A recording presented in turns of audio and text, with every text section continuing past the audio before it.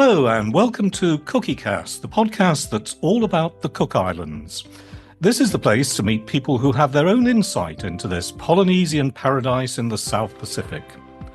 I'm John Roberts, and my guest today is someone who knows more about what's going on in the islands than almost anyone else, because it's his job to know. Rashneel Kumar is editor of the national newspaper Cook Islands News, where he's worked for nearly 10 years.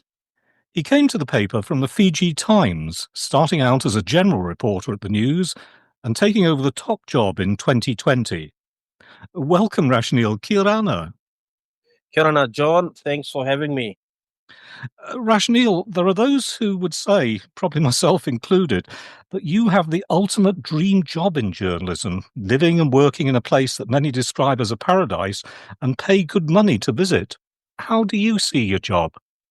I mean, it's not too far off. I would say, given the obviously the location and the beauty of the place, it's paradise. It's heaven on earth, and with people paying thousands and thousands of dollars to come here and visit. It has everything you would see on a postcard, basically. I rent a house which is just by the beach. I wake up to the sounds of waves crashing on the reef, and it's beautiful. It's amazing. Your description makes me feel very envious. How would you describe the islands? As a village, if you know a community, a small community, people living together. Rarotonga, where we are based, takes about 30 to 40 minutes to ride around the island. Most of the people on the island. When I drive from my home for office in the morning, I would basically see the same person driving past me at the same spot at the same time almost every day. If I don't see that person that day, I would be wondering whether I'm late or I'm too early. We have a lot of foreign workers here as well, working especially in the accommodation tourism industry. But still, it's a close-knit community. It has its own challenges, but it's very much like a community village setting. Can you explain what you as the editor actually do and how big a team you've got to help you do it? So Monday to Saturday, daily newspaper, our average circulation is about 2,000 copies daily. And I have in the newsroom, I have a staff number of 3 at the moment. Ideally, we would like to have 5 or 6.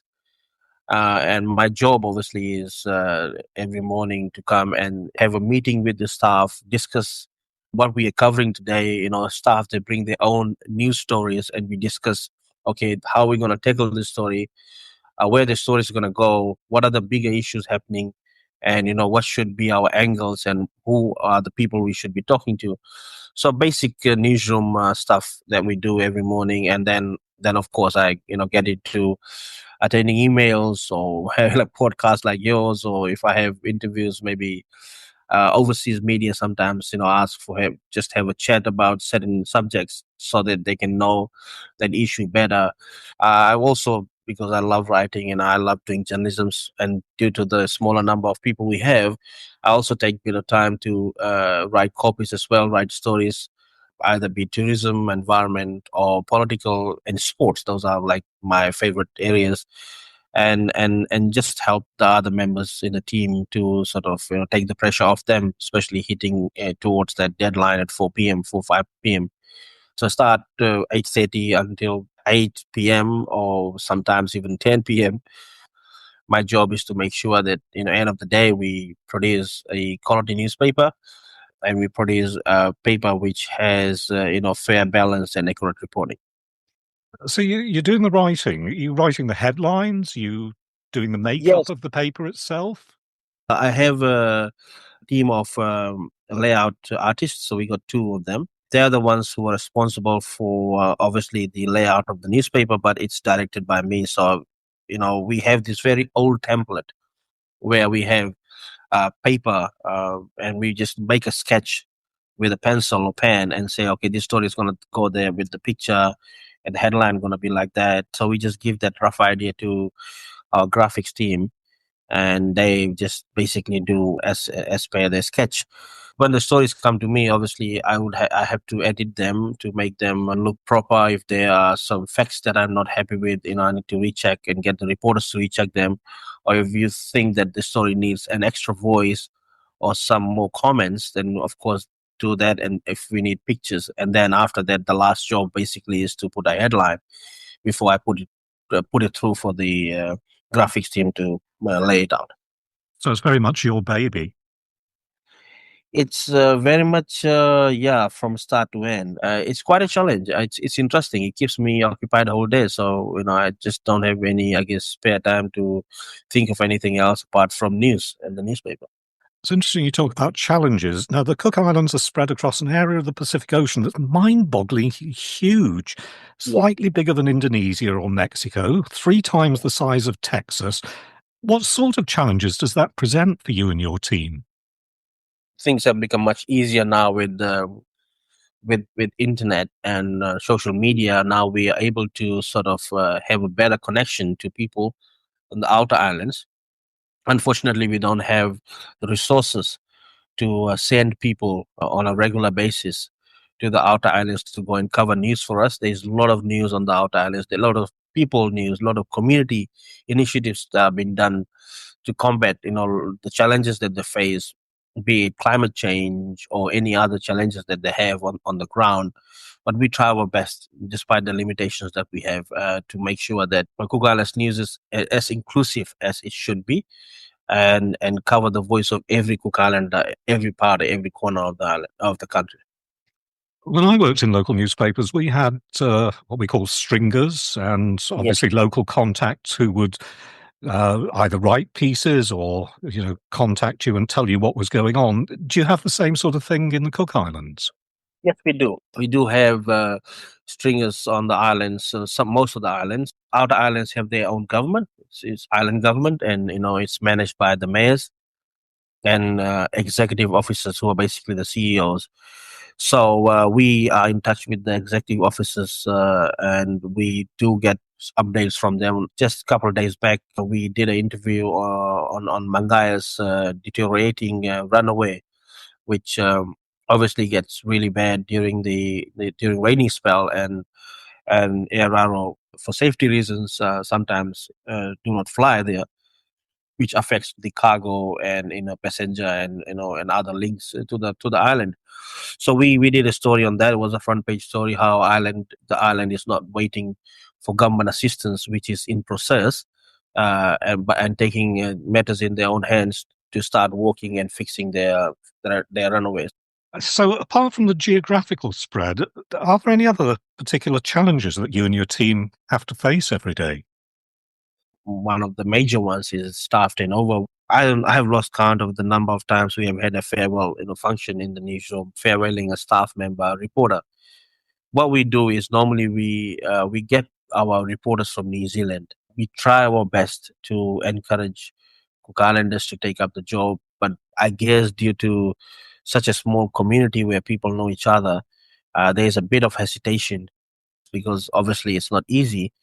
You might be writing about your uncle or your family member, your auntie or someone, you might piss off your family members. So we understand that. We understand that issue. We understand that the problem. And another issue, obviously, is the pay is better in New Zealand. Most of the young ones rather go and work, I guess, somewhere in New Zealand than take up a job here because we don't pay as much as New Zealand does. Apart from that, post COVID, like anywhere in any part of the world, revenues have really gone down in terms of advertising. So that also presents a unique challenge for us in terms of making sure we have enough equipment, so we have enough resources to do our job effectively and properly.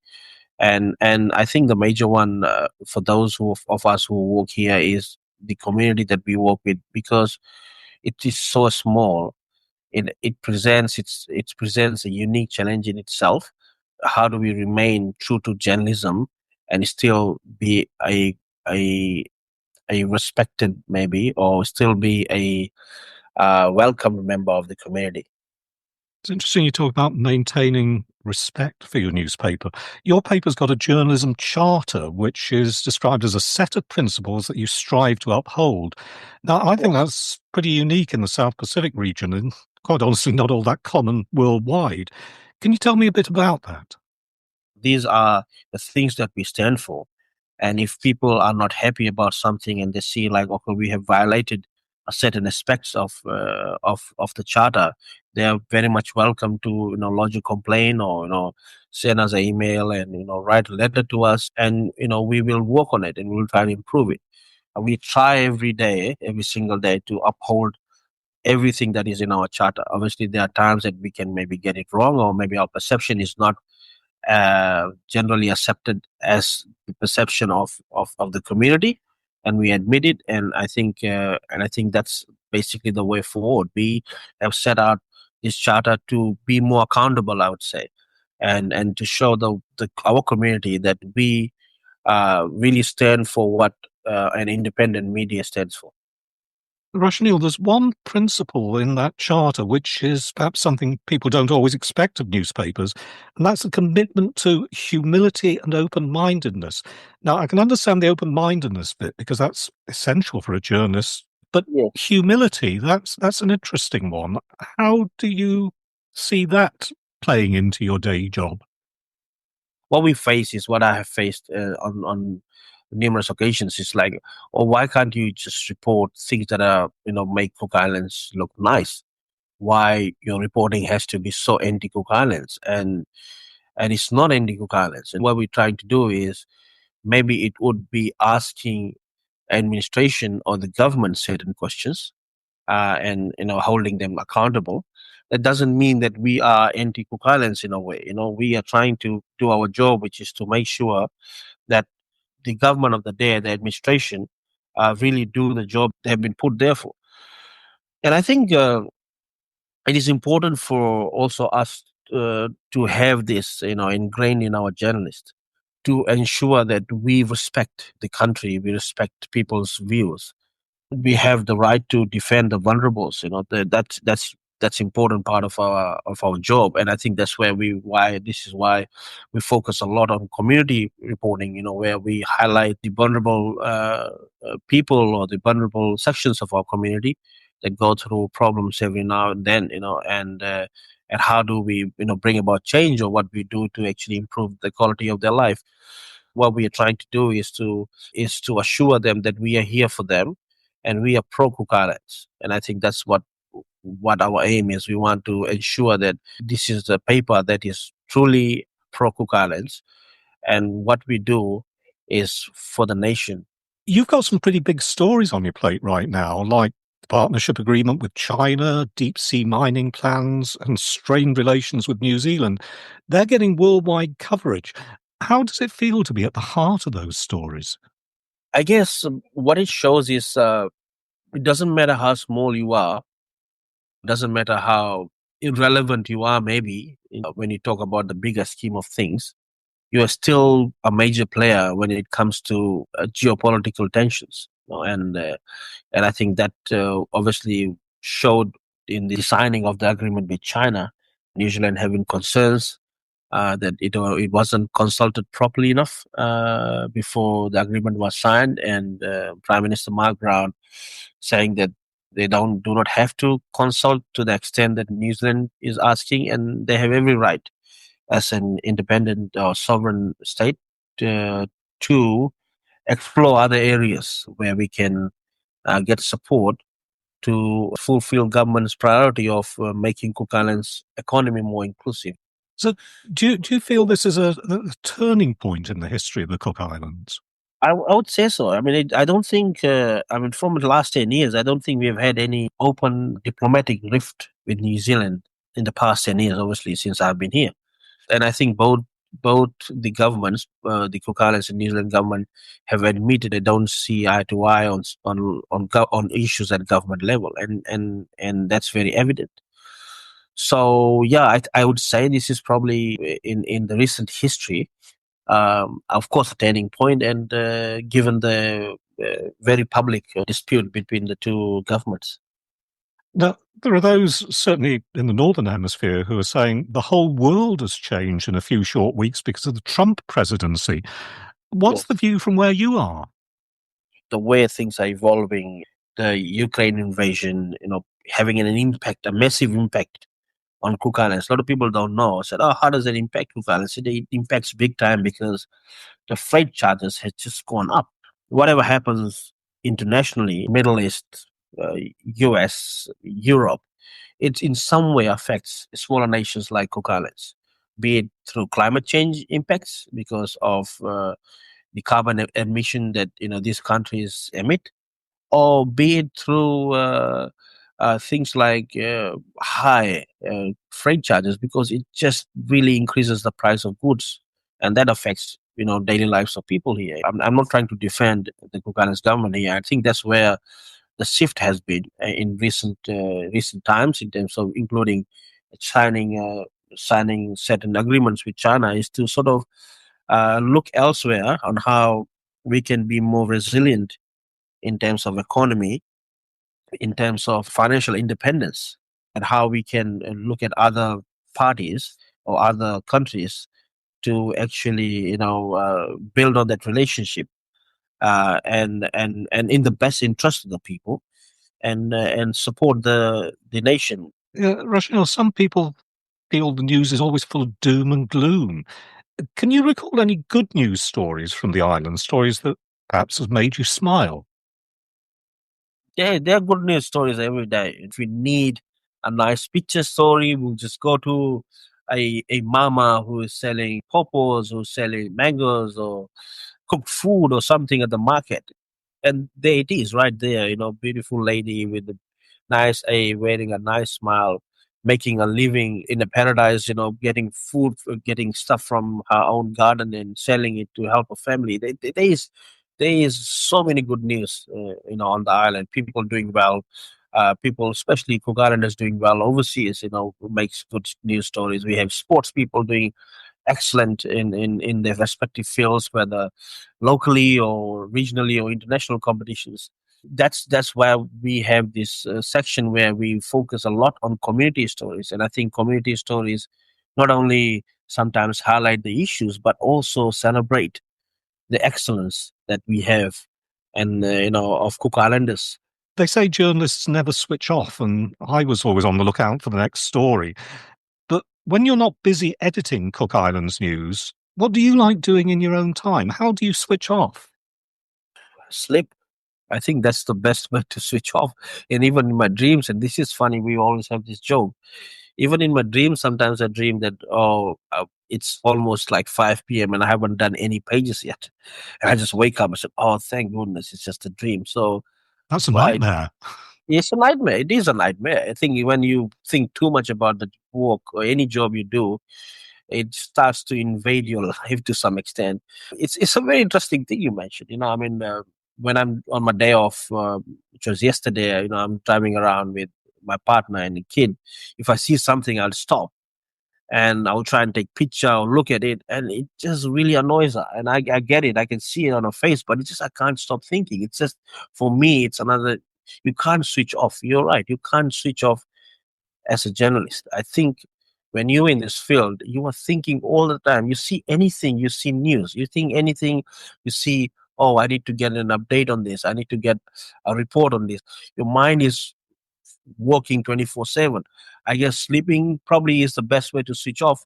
Yeah, it's something that I'm working on. I'm trying to make sure that I give more time to family and to my friends, maybe, and try and actually think less about the work. But it's not easy. We've talked quite seriously there about quite a few things. I thought it'd be fun to round off this podcast with Yeah, a quick fire quiz about the Cook Islands. Are you up for that? yeah. I'm all go. Yeah, Right. So 6 questions and just nice short answers. Your favourite thing about the islands? the people, the culture, and the friendliness all around. What's your top tip for a first-time visitor? Try and actually meet the grassroots people. You come to a resort, you do all the resort stuff. Take time out and meet with the community, the culture at the ground level. You would really get the essence of what Cook Islands really is. What's your favourite place to visit? I would say Chitaki. I've been there several times. I just love it. It's I don't know. I mean, it's a different vibe. Chitaki is amazing. Now, one of the great things about the islands is the fantastic fresh food. What's your favourite food? Ikamata. hands down. I can have ikamata every day. Ikamata is basically fish sliced in cube size and marinated in lemon and mixed with tomatoes, cucumber, and other veggies, added with coconut cream, and it's yummy. A fact that not many people know about the Cook Islands. You don't have any building higher than the tallest coconut tree. Eh, Probably it's a very common fact. We don't even have any traffic lights here. And the best thing about being the editor of the Cook Islands News. You just know what's happening on the island on a daily basis. There's no boring day, I would say, in the office. And I think that's the beauty about the job. Rashneel Kumar, thank you so much for sharing your Cook Islands. Metaki mata. Thank you very much, John. Maitaki mata. And thank you to all the listeners. And hopefully, if you get time, please do visit us. Join me again soon for more unique insights into the Cook Islands through the eyes of those who know them best. That's CookieCast. Thank you for listening.